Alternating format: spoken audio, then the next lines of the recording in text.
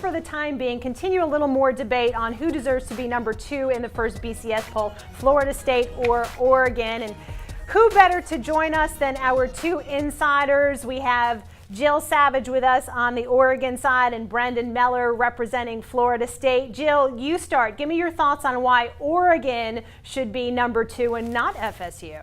Well, you guys were talking about it. It's all the computer polls right now. And if you look at one computer poll specifically, they have 3 FCS teams ranked in the top 10. Now, that'll go all the way. Obviously, they aren't eligible for a BCS bowl game. But then the other point, you guys just made it for me. They have a better strength of schedule heading throughout the rest of the season, facing 3 BCS opponents where Florida State only has 1 left on their schedule. And everyone knows the Pac-12 is the second best conference right now in college football. Go ahead, Brandon, state your case. Yeah. Hey, I mean, for Florida State, look, the biggest thing so far is that this team is doing what they've been doing so well in front of the nation. People don't get to tune in and see Oregon as easily as they see Jameis Winston and the Noles shutting down Maryland on national television in a noon game on ESPN or Saturday night in Death Valley going into one of the toughest places to play. And in all 3 phases of the game, beating what was the number 3 team in the nation. So this is an FSU team that, hey, people are getting to see this. And that human element does matter.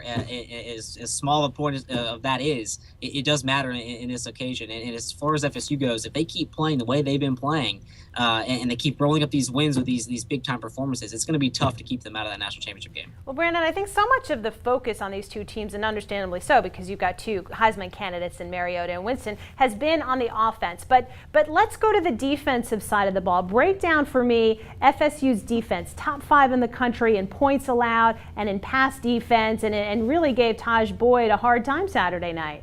Well, this is a defense that, hey, remember back, you had to replace Mark Stoops. And not just him, but you had to replace your linebackers coach, your defensive ends coach. And this defense had to kind of find its way under Jeremy Pruitt. But what you saw Monday night is a defense that, not surprisingly, looks a lot like Alabama. Jeremy Pruitt brought that mindset here, came in, switched from the 4-3 to the 3-4, kind of tweaked it a little bit from there, saw that maybe they'd be better off moving Christian Jones down to defensive end, so they're kind of a 3-3-5. You're seeing 4- and 5-star guys, these recruiting class after recruiting class after recruiting class. You're seeing these guys pay dividends and make big plays. So Marcus Joyner, hey, nobody's having a better game defensively than what Marcus Joyner did the other night. This defense is firing on all cylinders, and they have the personnel that's perfect for this Jeremy Pruitt Alabama-style defense.